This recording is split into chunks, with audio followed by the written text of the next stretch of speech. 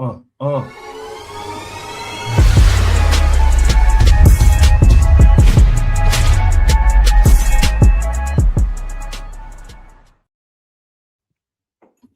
Peace world, how you doing? Welcome to another episode of NYP Talk Show, the most realest podcast within this conscious sphere. Don't forget to comment, like, share, and subscribe. We got super chats. We have merchandise on the website. So go out there, do show love. As you know, this podcast is currently under attack by those people. I hope y'all watching. We're gonna keep our foot in your neck and put a whoop your ass too. So keep messing with us. Tonight we got a special guest, our good brother, Papa Mystique, who's familiar on this platform, a great author who broke down Haitian Voodoo in his book. If you haven't got a copy, he will tell you where to get the copy at. And the brother did preview me to another book that we're currently working on. And this book got a lot of valuable information. Without further ado, welcome my brother Papa Mystique to the podcast. Peace, God. How you boy? Peace, brother. I'm glad to be here again to build with you. It's always a pleasure, to be on this platform. So thanks again. Thank you, brother, man. It's been a minute, man. I appreciate you for real, man, for coming out, always showing love, man. And you're doing a great work within our community. I hope people go out there and do pick up that book and become very familiar with what you're doing with all your efforts, man. If you don't mind telling me, man. Can you tell me the name of the book? What? The name of the new book? Oh, the first one and then the first one, yeah. So the first one is Mysteries of Haitian Voodoo. That's the name of the first one. And that book, has been out for about a year now, but it is, been received very well by the Haitian community and more, because, it's a book that is very different from what's been out there recently. And, I did it with the intention of, reaching out to, the youth, as well as, those that are older that may have, lost the connection to their culture or may want to know about their culture. Exactly. So, I respect that. It's very, very important for us to preserve the culture and the information that's being, that has been bestowed upon us, man, which is a blessing. So right. I'm glad that you are one of the voices out there that's representing for our people, a voice of our own, because I have been doing some search online before I was aware of your works. A lot of books that I see that are solely based on Haitian Voodoo are written by non-Haitian people. Right.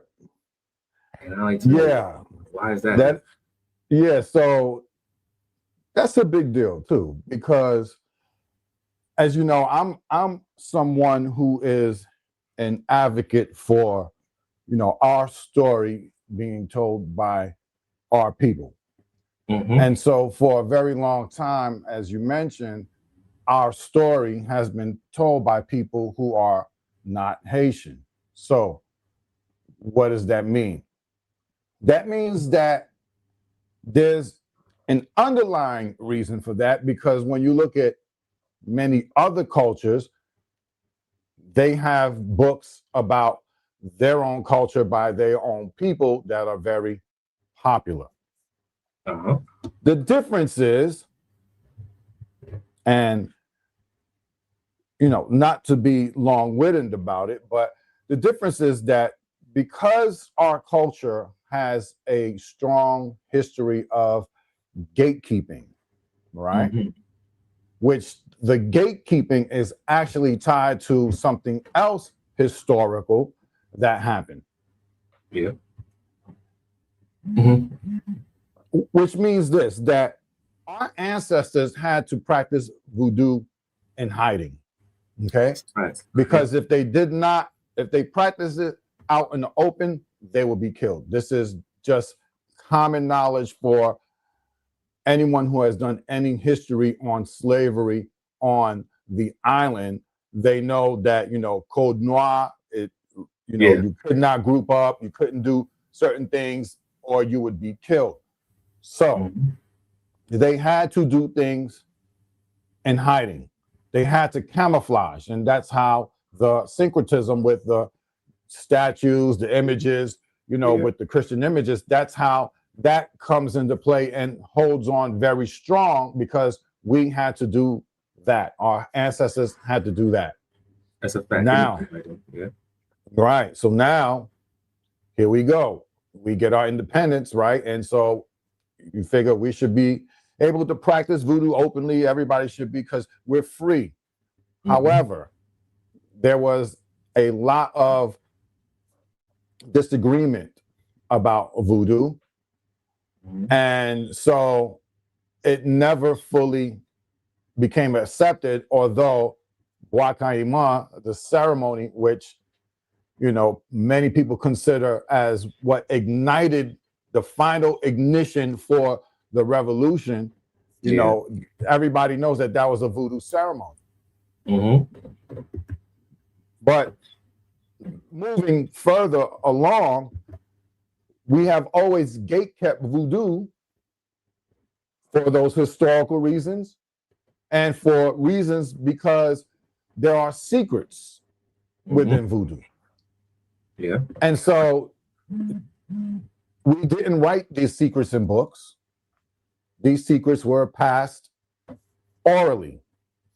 Our story, our histories were sung in songs, or were spoken in prayers. This is where our history of Haiti and voodoo is. And so that's why a lot of people, they love the music of voodoo, because they can feel the struggle, right? Within the lyrics. A lot of famous groups out there, Azor, when you listen to his songs, you can hear, you can feel the history, you can feel the ancestors, in his music, right? And many other artists that come from voodoo. So our history is told not in these books, but in our interaction, in the music, in the prayers, and our continuous preservation of our ancestral traditions within all of the Peristills and the Bajis and the Lacus and the Societés, which continue these traditions. So this is where our story is mainly told. So if we're busy telling our story through songs and prayer and ceremonies, nobody's writing the books. So the only way the books could come out is if someone actually took the time to concentrate on doing just that. And as I mentioned to you, in Haiti, we live very different lifestyle culturally as opposed to, say, people here in the United States, right? So 90% of the people here in the United States, they have to get up and go to a job, and they schedule their spirituality on Sunday. I'm gonna go to church on Sunday. You working all through the week, you partying on Saturday, Sunday, I'm gonna go give it to God. But in Haiti, it's very different, because 90% of the population is not getting up going to 95. 90% of the population, they have to get it off the land, which is nature.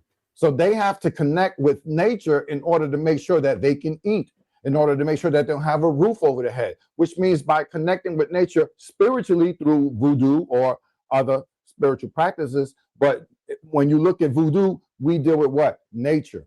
And so our people, they're dealing with the law, because they want the law to make sure, azaka, right? Make sure the land is fertile. Make sure the plants grow, azaka. You understand what I'm saying? Mama Dontor, please protect me. So this is a lifestyle. This is an everyday lifestyle for people in Haiti who are in voodoo. This is all they do.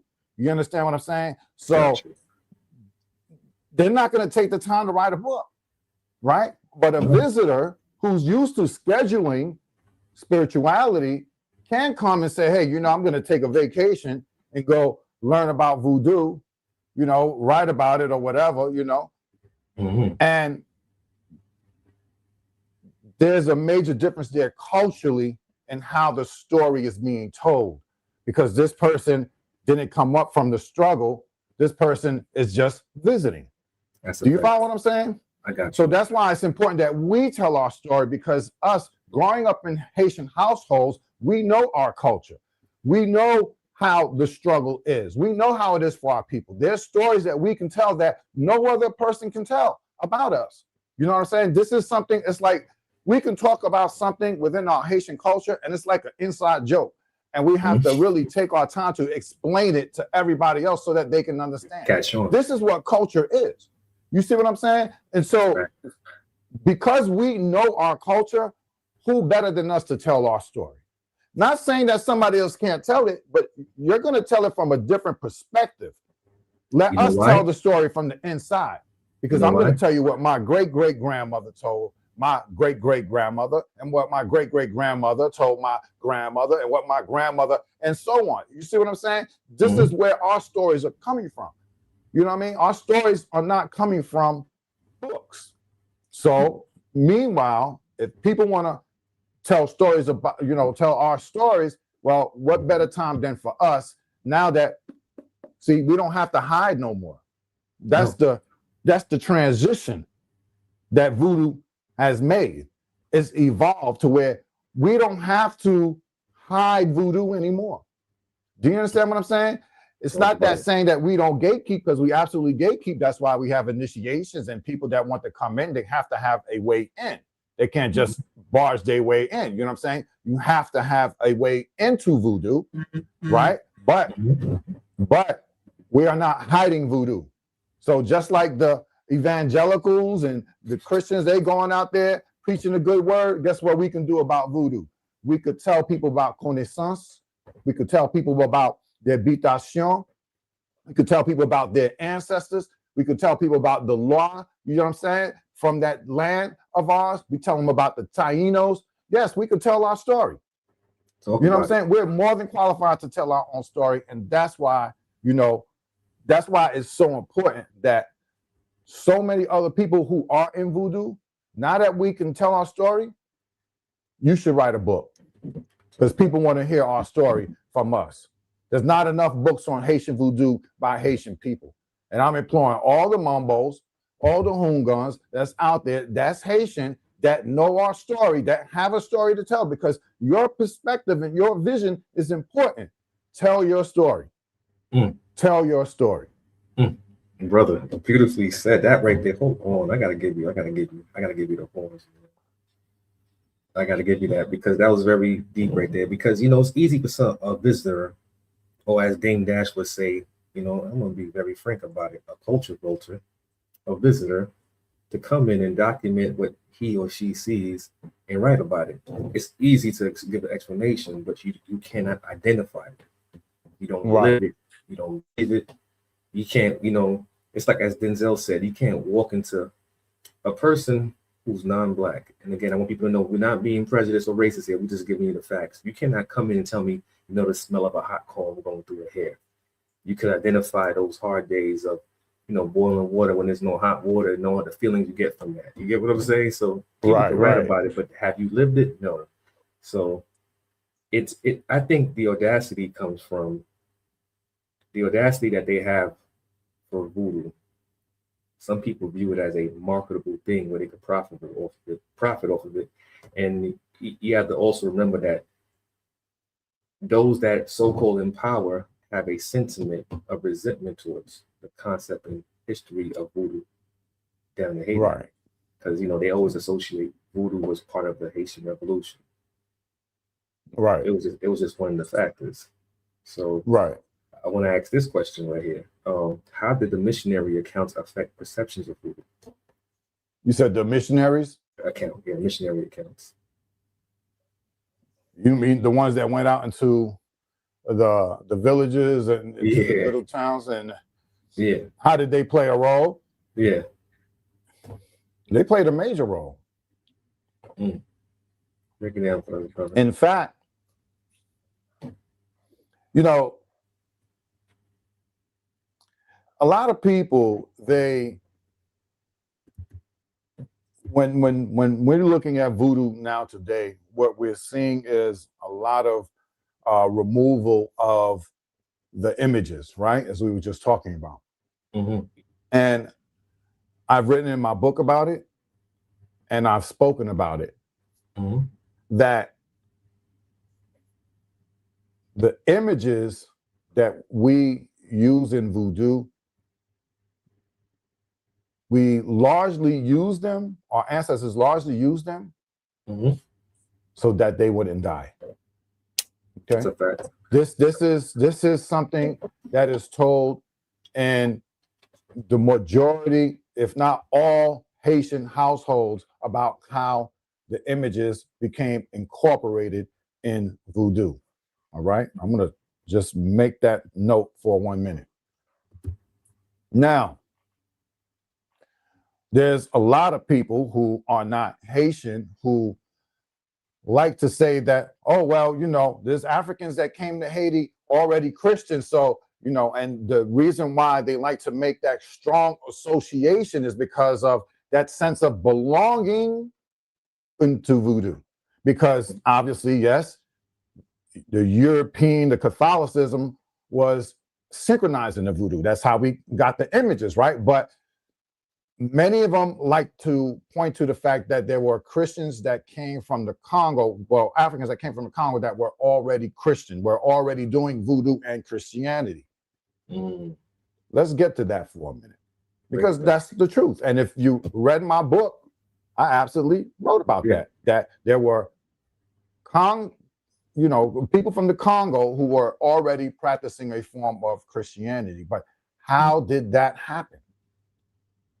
Don't say that they came over to Haiti already Christian without explaining how it happened, which I explained in here. Maybe they need to read my book. It happened because the Portuguese came there and they made a deal with King Afonso. All right. And part of the deal was, okay, we'll do commerce with you, but your people have to convert. Yep. Okay. And they sent, just like you said, missionaries out there to what? Convert people. And so although it was being done, and this is the thing, that's why understanding history is so important, because of this. You see, while they weren't enslaving, they weren't forcing them, but they were coercing them. You understand what I'm saying? So they weren't forcing them like in slavery over in Haiti, because they did what they really wanted to do in Haiti. You know what I'm saying? When they got to IET, they told them, you will convert or we're going to kill you, or we're going to rape your whole entire family. They did that to the Taino, and they did it to the Africans over there. This is exactly what they did. So because in the Congo, they weren't necessarily enslaving them right away, because eventually they started taking the people from the Congo, even though the king said, he said, no, wait, don't take these people over here, because these are my people. They said they don't give a damn. And they took them anyway. And he went to go speak to the Pope, all right, who's supposed to be the authority, and they didn't do anything. Okay? So the missionaries played a big role ever since Africa, causing those first Africans to adopt Christianity and bring it over to the island. But that was very important, because that's how our ancestors' lives got saved.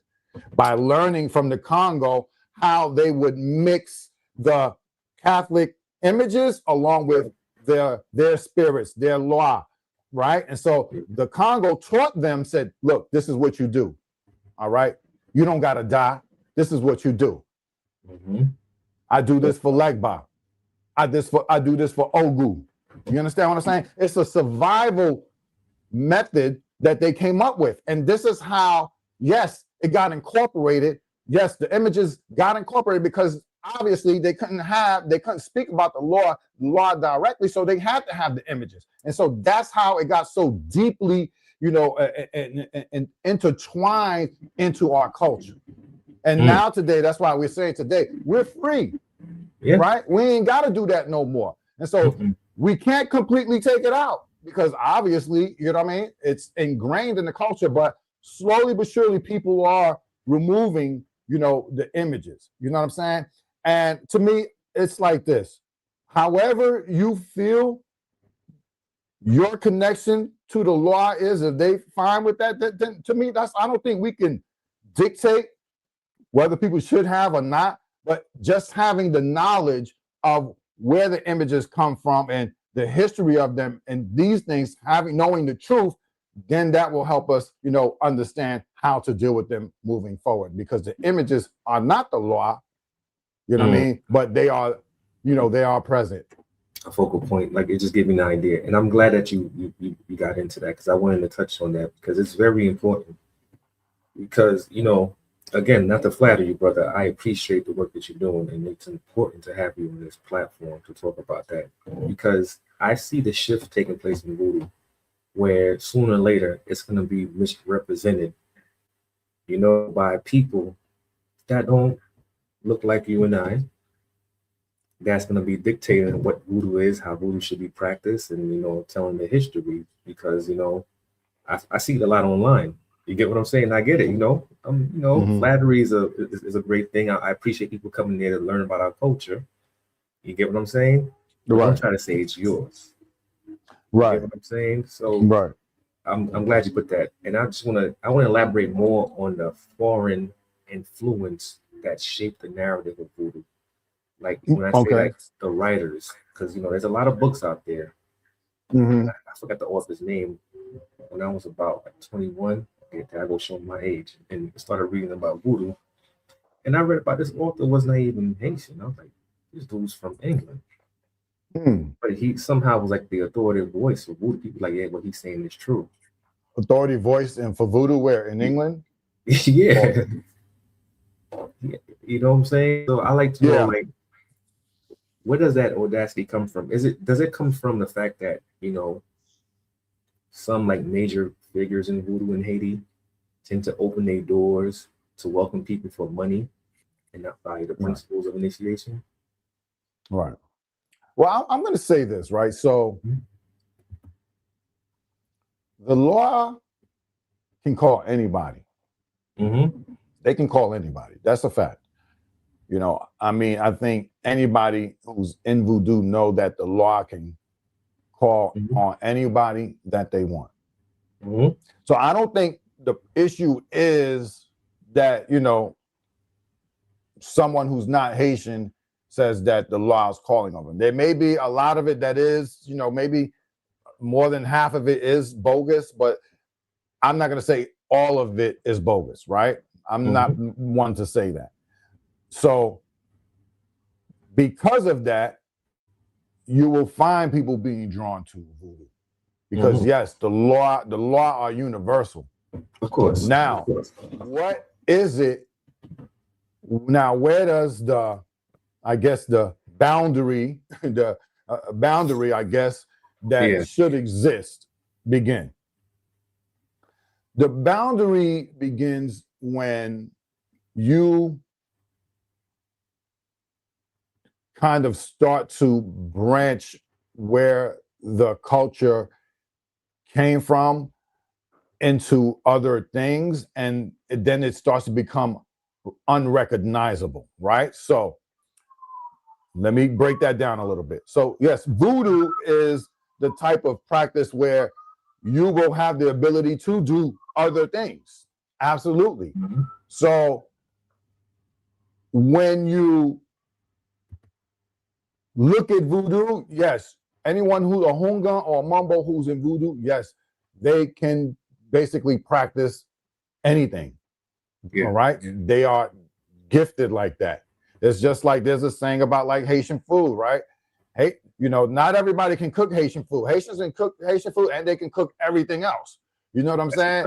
But everybody can't cook Haitian food. So it's kind of like the same thing with voodoo, you know what I mean? Where, you know, we can do a lot in voodoo, but when other people start coming in, the dynamic starts to change, because when they're coming in, we have to understand that they're bringing in their baggage too. So they have a perspective. And that's why what we're talking about is really complicated, because like I was talking to you, because me and you, we are Haitian, we grew up in Haitian households, we understand the culture. So there are certain things that when we are taught in voodoo or other things, we understand because there's an ancestral connection there. When someone from the outside comes and, you know, they're eating with you, they're doing things with you, they're picking up on some things, but there's a lot of history behind just that one little thing that they're picking up that they're not getting. That they can only get through basically being born within the culture. They can pick up some things, right? Because like when you look at someone that comes into voodoo, they're gonna learn about the law, they're gonna learn ceremony, they're gonna learn about veves, prayers, songs, all this, right? They're gonna learn the manger law. But there's so much into manger by itself. You know what I'm saying? When you talk about the fae, there's so much fae. No one person can know all the fae. You know, we all have to come collectively to kind of like say, you know, get a good list, but not one person's gonna know every single fae. You know what I'm saying? So when you look at somebody from the outside, they don't have that network like we do because we're on the inside. So we can't just go to one Haitian family. We could go to multiple Haitian families where when they initiate, they're strictly dealing with that laku, that family, and they have to depend on, you know, whoever has brought them in to give them all the information. And as I just mentioned, one person can't have all the information. You know what I'm saying? Talk about it, because voodoo is so vast, man. Because, you know, the public and even those that just started waking up about it automatically just say, oh, we just know about one Noir, you know, the Dontor, maybe the Ogus, but there's so many others that are, you know, ancestral that passed down. Right. So that's very deep right there within itself. Yeah, you're talking about l'habitation. See, this is another thing. Someone who's not Haitian, and I think I mentioned this on your last show, someone who's not Haitian cannot talk to you about a l'habitation. That's a fact. They can't talk to you about demandbre because they don't have it. Do you understand what I'm saying? You Haitian, you got Haitian parents, guess what? You got two bitation right there. You got your mother's bitation, you got your father's bitation. And then their parents, right? They got their bitation. And so that's when we start talking about demandbre, which is the old houses where our family used to practice voodoo, where they may not be practicing voodoo no more right now. And so you also have what you have Dunti, which is like real ancient ancestors. This is what I'm talking about. That who that is not Haitian is going to explain that to you, especially if they don't know that. Talk about it. And Papa Mystique, and yo, most listen. of the voodoo they're going to talk to you about is based on the voodoo that they were initiated in. They can't talk to you about other voodoo. And this is the thing. Haiti's very diverse. We have a diverse array of voodoo in Haiti. The Taino at Guinea. Thank you. The Taino. I see you. I see with the color. I see with the blue in your head, but continue. Yeah. We have the Taino with the Guinea voodoo, right? And so with the Taino at Guinea voodoo, this is a voodoo that derives from, you know, the Africans as well as, but mainly it's a Taino site. The Taino had their temple there and they preserved it. And so you go to the Laku and Limonade that's led by Mumbo Ingrid.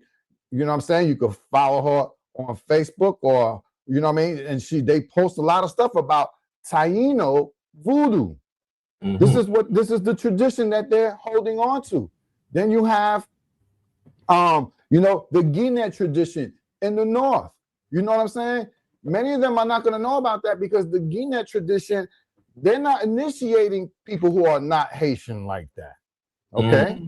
You're not going to find many people who are not Haitian initiating into Guinea. I've never seen it, not to say it doesn't exist, but what I'm saying is I have not seen it.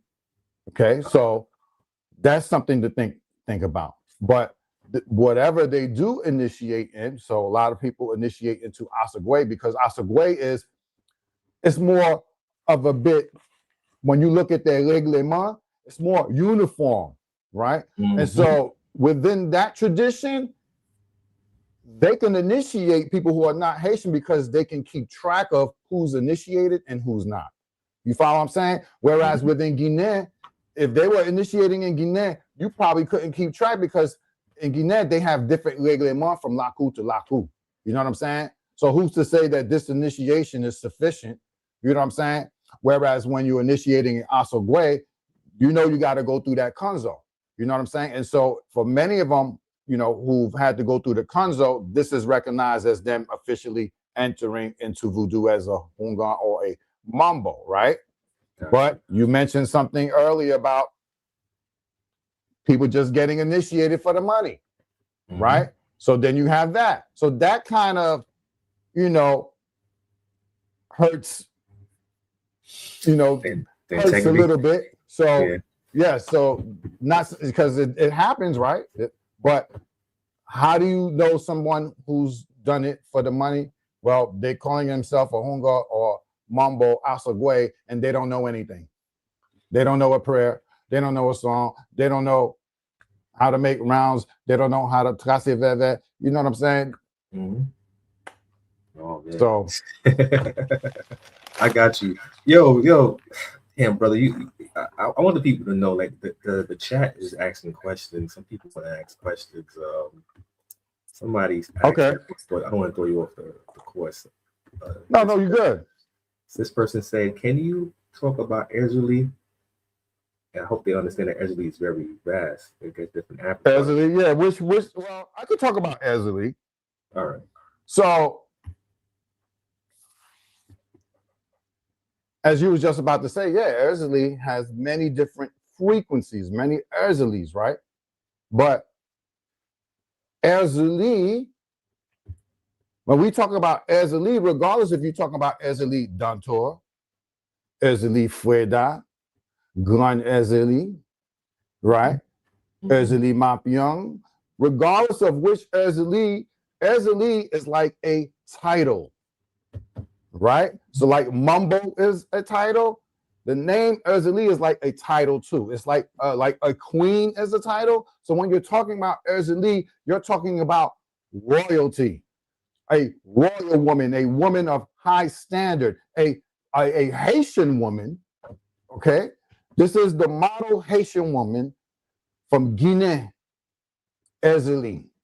Okay, so when you talk about Ezuli, a lot of times you don't even have to ask. You already know. So this is what I'm talking about when you look at Ezuli, regardless of what dimension, what frequency, you know, or what type of energy, you know that Ezuli energy is a female energy. You understand what I'm saying? It's it could be a motherly energy, but it's a female energy. And we know when we look at the female energy, it has many different frequencies, right? You have soft women, you have strong, tough women, you have very intelligent women. You understand what I'm saying? So these are all different manifestations of Ezuli, and now you could start attributing different names to these specific frequencies, right? So you have Ezuli Freda, the beautiful young woman, right? You have Gran Ezuli, which is the older, the grandmotherly Ezuli, and you have Ezuli Dantor, which is the motherly, the scorned mother Ezuli, and so on and so on. When you're talking about Ezuli, you're talking about a feminine energy. Okay. The divine feminine.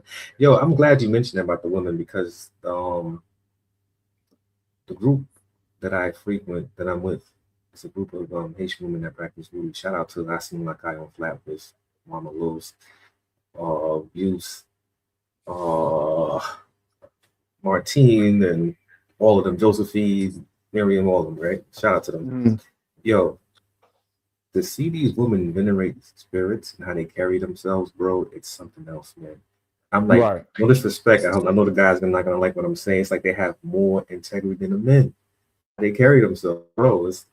They little, but they will knock a sucker down in a second. You know what I'm saying? Right.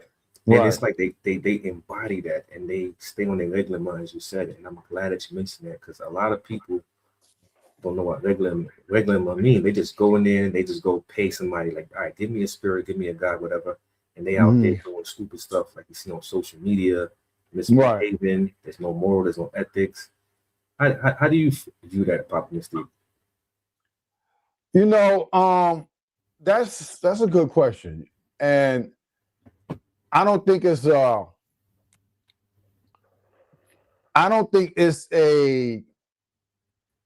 question for like overall, I think it's an individual question, right? So this is an individual issue that we're talking about, right? Because I don't like to broad stroke.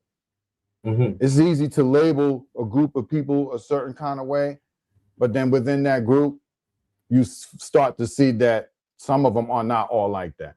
And so that's why I like to treat each individual differently and separately. You know what I'm saying? A lot of people, you know, they're broad. So I know people, they say stuff about, you know, like Asogwe, and I'll say, no, you can't say that. You don't say that because not all of them are like that. And then sometimes be the other way. Oh, you know, they're all jealous. No, you can't say that. Everybody is different. Everybody's on their own individual spiritual path. And just because we all may be voodooism, that doesn't all mean that all of our paths, you know, are going to be parallel or in alignment. No, we may all be headed to Guinea, but some people are going to go this way. Some people are going to go that way. You understand what I'm saying? But the people that's going this way can't be talking about the people that's going that way if they haven't arrived yet. You know what I'm saying? So we can't be quick to judge because everybody is on their own spiritual path, spiritual journey, and learning their own particular lesson.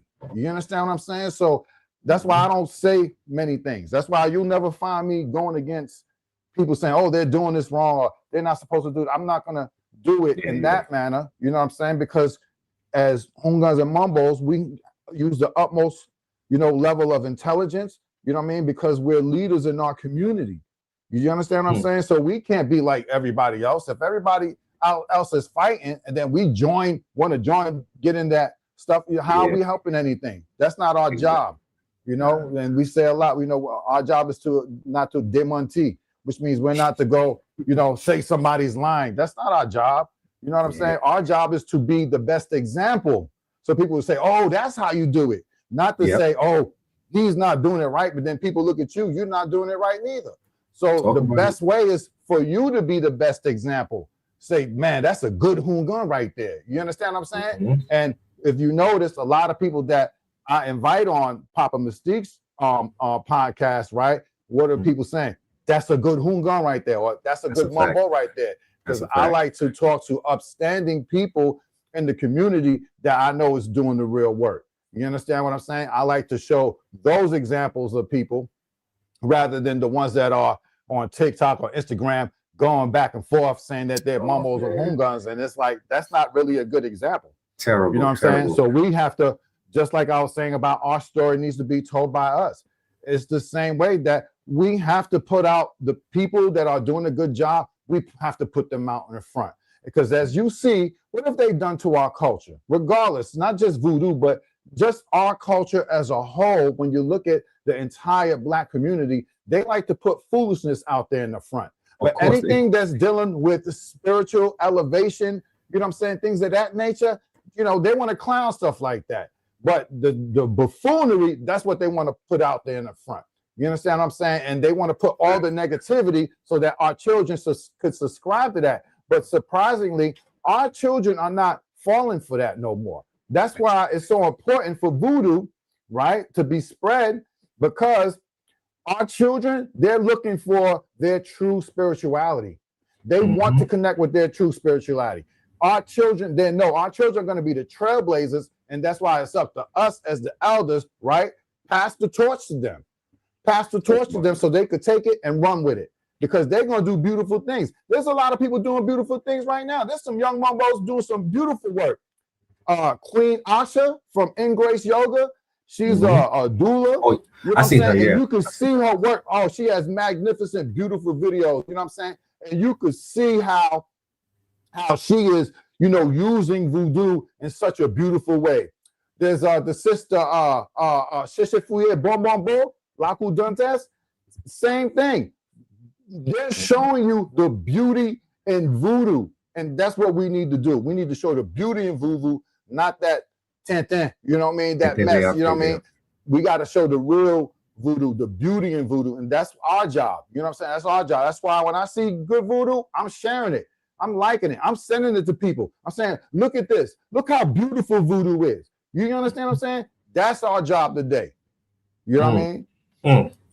I'm glad you said that. Be that model person that those that's coming up could follow, because I'm glad you mentioned that, man, for real. Because people are losing the morals and ethics of what voodoo is supposed to represent, which is healing and teaching and being community based. Not no fat, Exactly. not no fat woman that's gonna lie to people. I want this one from somebody, let me bathe you, this and that. You know what I'm saying? As they Right. say they do the Kadajak. Don't get me started, brother.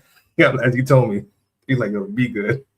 Don't get Right. me started, bro. But in your book, right? I read your book, Mysteries of Haitian Voodoo. There was a chapter a passage that stuck out to me the most was about Mhm. Hillary Clinton and Bill Clinton going to Haiti for their honeymoon, and they Right. became fascinated with the Haitian culture, the spiritual aspects of voodoo.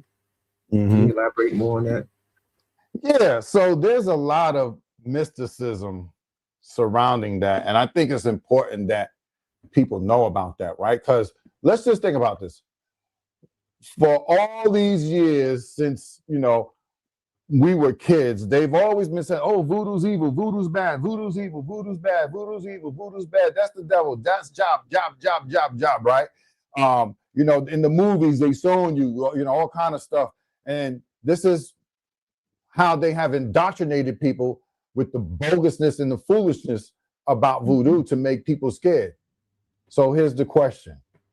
Mm-hmm. Bill Clinton, at the time, he had ran for, I want to say, attorney general in Arizona, and he lost the race. So him and Hillary Clinton got married. This is before he became governor and president.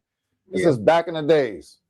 Mm-hmm. And so him and Hillary Clinton, they got married. And while they were on their honeymoon, they had a friend of theirs who was telling them about Haiti. And so while they were on their honeymoon, they decided to go visit Haiti. When they went to go visit Haiti, and one of the authors that I highlighted in the video that I just made about books on voodoo, Max Beauvoir. Max Beauvoir, he was the IT, meaning he was the head supreme voodoo priest in Haiti. Yep. And he was a bioengineer. He had advanced degrees in biochemistry, very, very intelligent. He didn't even have to go into voodoo. Yeah. But he went into voodoo because his father was a Hungan. And his father passed away, and he retired from bioengineering to go take over as Hungan for his father. So when he took over, obviously he was because he was so smart and intelligent, he was very influential in the expansion of voodoo and people's interest in voodoo, because here's this bioengineer. What is he doing voodoo? So this piques the interest of people because they want to know. And this is why I talked about all of those Haitian authors who all of them were scholars, all of them were very well educated. See, that is important. Because when people talk about voodoo today, they think it's a bunch of dumb people. No. When you look at voodoo, we have some of the smartest people on the planet.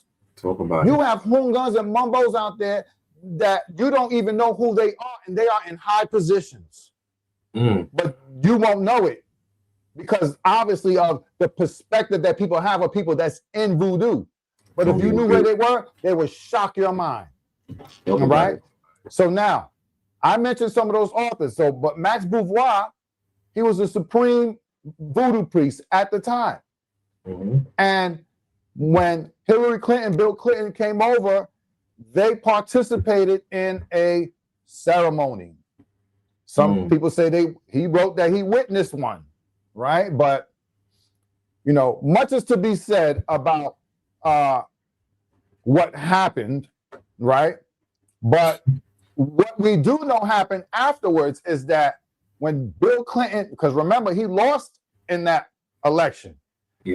After that ceremony, and he writes about this in his book, he went back and decided to run for again, and he ended up winning governor, and he ended up becoming president twice, and has always, since that very first time he went to that ceremony, has always been going back to Haiti, owns property in Haiti. He's maintained a relationship. Even though that relationship has been very ugly, right? course. With all the scandals and stuff tied like that, because he's not really a good person. No. But he came and they gave him a formation. Not to say he was initiated. Some people say he was initiated, but he was not initiated. But he received the formation was basically you receive, some type of lesson. They teach you something about voodoo. You know what I'm saying? And it's possible he may have gotten something done. Mm. We have that in voodoo. We have where we can give you good luck. We have where we can give you power. Yes, that's a part of what we do. Was it given to him? You just look at his career since that honeymoon and you tell us, because before that career, he was headed nowhere. And, there's a lot to be said about that too, but I'm going to leave that at that. But I want to point out the fact that while our people are not interested in voodoo, and that's not all of them, I'm talking about there's a lot of people that's not interested. They're like, oh, that's not good. Bill Clinton, your favorite president, went to Haiti in 1975 with Max Beauvoir and received a formation in voodoo, and he respects it and he writes about it in his book. You go read it. So you can say it's job all you want, but you like the man. He was your president. Of course. You voted for him. I'm telling you, because this is something that happens across the board, not only with Haitians, but many other melanated Black nationality. They reject what's for them, but will embrace another. And they will put that other culture above theirs. You get what I'm saying? Like, right. A lot of I've seen a lot of Haitian people be lying, elders that be in the church. I don't mess with my guy Sayo, right? Whatever the case is, let them go through a breakup where their child gets caught up in some legal stuff. They're gonna run to that mumbo Ugan's house real quick. Right. I mean, let's just be real, right? So for everybody that's listening, and I can attest to it, I know for a fact this happens. A lot of these Christian or these Christian pastors or priests, they go to Hungans and Mumbos for spiritual work. Yep. I have had Christian, big time Christian people. You all right? International come and listen and get guidance from Papa Mystique. Okay, because it's true.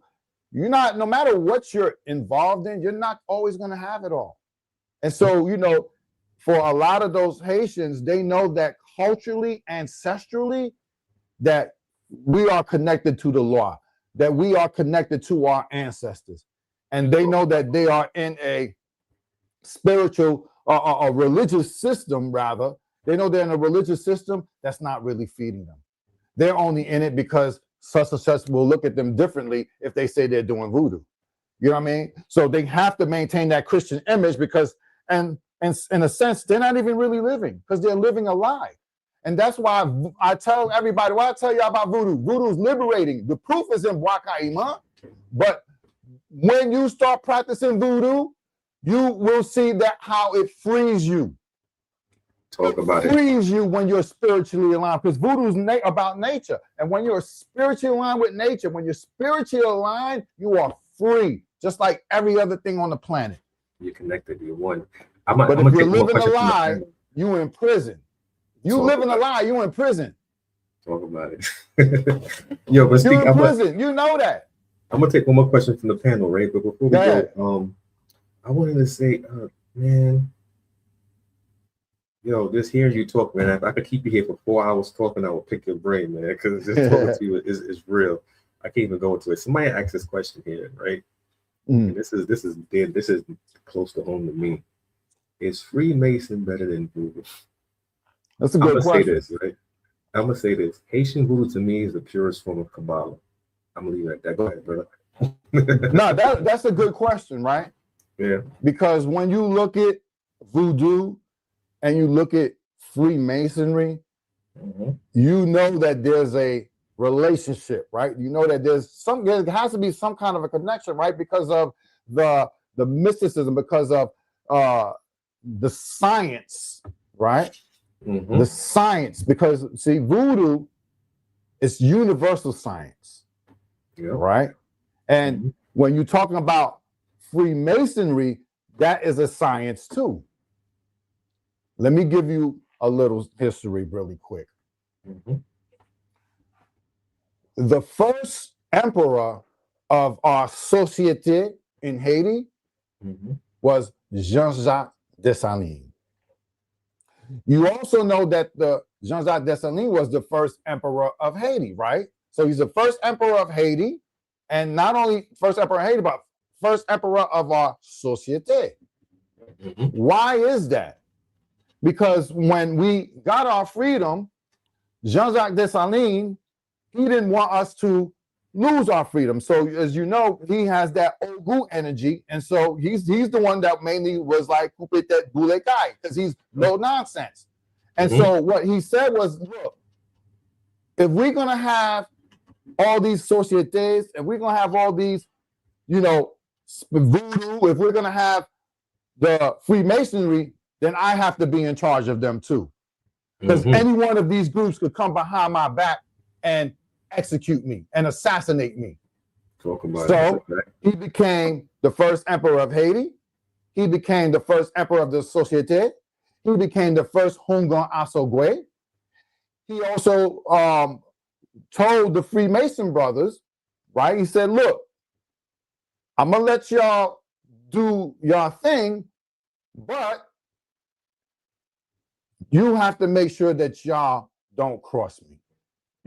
And so, you know, things happened, of course, and of course, we all know he was assassinated, and he was assassinated by Freemasons, 2 Freemasons, right?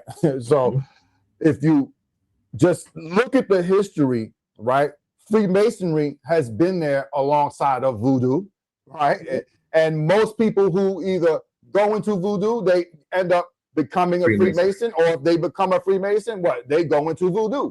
So the two are like, you know, we're like this. And so you'll find people who are Hongan and Freemasons. That's very, very common. So it's not whether, you know, one is better than the other. It's what your path is asking you for, right? Because you can initiate, become a Freemason, and then the law come to you. What are you going to do? Not answer the law? You're going to say, no, I'm not going? No. And you could be already walking with the law, and, you know, there are entities asking you to ascend higher because you have a bigger role to do. And you get these messages throughout your spiritual journey. So it's not like you're like, oh, I'm going to go do that, I'm going to do that. No, your spiritual journey, your path is what guides you to whether you're going to be a Freemason, voodoo, or both. Do you understand? So don't look at it as one is better than the other, because it's the person that's applying it. That's who has to be better. The person that's applying it has to be the one that's able to do, because like I said, these are sciences. And when you start, and that's the thing, Freemason is high science, right? That's a fact. Voodoo is universal science. So you're going to find everything in voodoo, everything. That's the beauty of it. So, oh my God, beautifully said. And when you marry both, oh my God, you do wonders. Before we get up out of here, man, I want to talk about this second book, your book of Lesset. You sent me a transcript of it, brother. That book blew my mind, bro. Say it again? The book of Lessets that you sent me. Oh, yeah. That book right there, yo, reading it, and I'm still going through it. Powerful, bro. You gave us free game on that book. I'm like, oh, you know what? Right. I don't have to go spend thousands of dollars on them. I got it right here. Right. And so that is the good thing about this book, bro. So regardless of what you're going through, there is an answer. And so what is a reset? A reset, and it's not a spell, right? So it's not like Western occultism, like a spell. A reset is a tradition. A reset is a list of ingredients or a recipe or a formula that our ancestors would derive in order to come up with a solution. And the thing that's very beautiful about a reset is that you could use common everyday things to do a reset, because with the reset, see, there's something mystical in the reset, right? Because it's something mystical because you're doing rituals, right? So it could be something as simple as, you know, having a pair of scissors and a bag of peanuts and, you know, saying something on it a few times and then going to place it somewhere. You understand what I'm saying? So what is that? So that's why, see, do not be afraid to be mystic. Do not be afraid of anything. You know what I'm saying? People want to make you feel funny if you feel something magical, you feel something mystical. No, let them live in that world that they want to live in. They call it the world you live in make-believe. No, they live in the make-believe world because they're living a lie. But when you start understanding the sciences, right? So when you start seeing 333s or you start seeing 777s, that's not for no reason. That is synchronicity. So what are you doing at that point where you hit where 555 is hitting you? What connects to that 555? Do you understand what I'm saying? It is good to be mystic. That's where you're going to find the answers at. You're not going to find the answers in doing everything like everybody else is doing. Hell no. I don't want to do nothing like everybody else is doing. If my ancestors is telling me, pick this book up and put it down 7 times, and then you're going to get your answer, that's exactly what I'm going to do. You understand what I'm saying? Because to me, knowing what they went through, the struggle that they went through, they came up with the most greatest solution for the most impossible situation. All right? So if that one guy could work for them, then it could work for me. And guess what? And I'm not in chains. So the solution they got for me, I'm gonna use it, regardless of what it is. You understand what I'm saying? And I've been using it, and I've been giving anybody that knows me. I always give this free game right here. This is my favorite one, because it's been working for me ever since, and this has been decades. I'm gonna give one to you. See, I'm gonna go through that book, people. Yo, go pick up that book from Papa Mystique, parce que Mystique. I'm gonna say it's for real. Team Moon avec chapeau sayo, Tijri sayo, yo ben say I've I've been giving this game, brother. The queen with the rice and the cloves. All right. This looks simple, right? This is what we call a rally menevini. Okay, the meaning is gonna pull, it's gonna attract clients, it's gonna attract money, it's gonna attract business, no matter what you're doing. This looks simple, right? Oh, that's just a book. No. This is something our ancestors, and believe you me, wherever I do business, I have one of these. And it has never failed me. And I'm never going to stop. Okay? So. How do we say queen in English for our queen is a calabash bowl. Calabash bowl. Because somebody asked also, when can I get the book? I believe the book is on Amazon, right? The book is on Amazon. It's written in Creole. But the book is on Amazon. But guess what?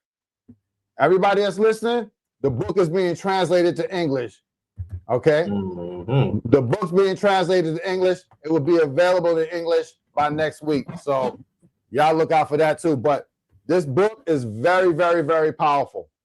Very, very powerful, all right? A lot of stuff in it. And look, it's illustrated, all right? So just giving you a little example of what something, you know, the reset should look like, or what ingredients are there, because sometimes you may not understand what it is or how to put it together. So there's an illustration to help you along the way. All right.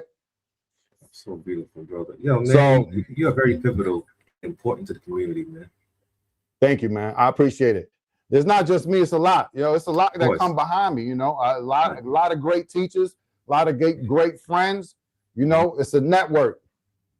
I say that because, you know, those who are online talking, you know, is very imperative. And, you know, again, like, shout out, rest in peace to my uncle, man. Yeah, rest in peace. Mark, Yabo said, shout outs to Mama Los, Mambo Los. It's another mother who was side by side with my uncle, who embraced me.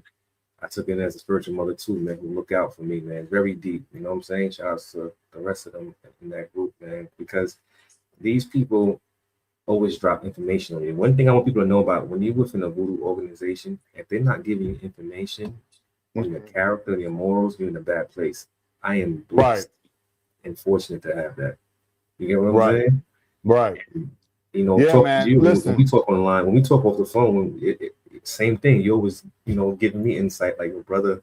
Right. Saying, Right. Yeah, man. That's just my spirit, man. That's how I am, man. I want to see everybody win. You know what I mean? Mm-hmm. I want to see everybody win, you know, and you know, that's why I do what I do. You know, I'm always sharing, always bigging people up. You know, I want to see people win, man. You know, I think there's room for all of us to win. You know, we're sharing good stuff, you're sharing the knowledge. You know, the people that's, you know, in my classes that's join my Patreon, they know how I do. You know, I share everything. You know what I'm saying? Because I want people to understand our culture and grasp our culture the right way, the good things. And don't let nobody who is, you know, an outsider, you know, try to bang your head in just because you don't have a door. No, Papa Mystique is an open door. There's a leg bar here, all right? There's a leg bar right there. And leg bar, he's the doorway. This doorway here, leg bar will let you in. When you come to Papa Mystique, yes, I'm gonna let you in. I'm gonna show you. I'm gonna introduce you to our beautiful culture. And I'm gonna introduce you to the good people that's in our culture, not those scammers out there. You know? Yeah, definitely. No, that's we got to. I'm glad you said that, man. These scammers out here, and like again, I'm behaving myself. But you know, I'm gonna say this to you, mumbos, and to your ugans out there that are doing wrong. Justice will be served. There's an eye that sees everything. You cannot be 400 pounds talking about in order to bathe the woman, I have to climb on it. Listen, that has to stop. You can't be the Bill Cosby. Let me stop. You can't be the Diddy of the Haitian community, man. Right. You know, you Harvey Weinstein ass. You can't do that. One silo. But anyway, with that being said, Papa Mystique, I appreciate you, brother, for coming out. Yeah, thank you. Thanks to everybody. Everybody that's in the chat. Aibo Boda, everybody in the chat. I see every single one of y'all, you know what I'm saying? And I appreciate y'all always coming out and supporting. And I promise I'm going to continue to share everything about voodoo with y'all, you know what I'm saying? Because I want to get to see y'all in the culture, man. A lot of y'all are mumbos and hoongans. You just need to walk through that door. You know your path and walk through that door. You were born that. That's how you got here. You were born that. All right? Don't let nobody tell you different. That's a fact. And people want you to come back, man. Somebody wants to do a show strictly on the Esdali, on the laws. We got to talk about that to have you come back. Okay, yeah, we can do that. Always. You know I'm always down to do that. Make sure y'all join my Patreon too. I share a lot of stuff. I just actually did something on Esdali not too long ago as well. You know, my Patreon is popping. You know what I'm saying? I give a lot of great information on there. You know, there's a free trial on there, so you could just check it out, but it's very cheap. You know what I mean? It's $7.77 a month. You know, that's nothing, man. When you spend that on coffee, if more than that on coffee, you know what I'm saying? I'm giving you some real good food, you know, on that Patreon channel, man. I'm giving you the real stuff, and I'm, you know, so check me out on Patreon. Make sure you check out the books, Mysteries of Haitian Voodoo by Papa Mystique on Amazon, and Recette Voodoo Haïtien by Papa Mystique and André Pierre, my homeboy, my fellow Hoongan as well. You know what I mean? You can check us out on Amazon as well. I think I'm gonna throw a few of these copies on TikTok, from our TikTok shop too, man. I'm gonna see. Oh, your brother, you must, man. See, people love to listen. Like, they're gonna be bad if I put them there, but I'm put up there anyway. Now we have to, man. Gotta put the word out there. People, don't forget to comment, like, share, and subscribe. You got super chats, merchandise. Go on Amazon, pick up Papa Mystique books. You know what I'm saying? Do yourself, invest into yourself, and it'll be all good, man. You know all right. So with that being said, we out. Peace and love, people. Aibo, bro. Aibo. Peace.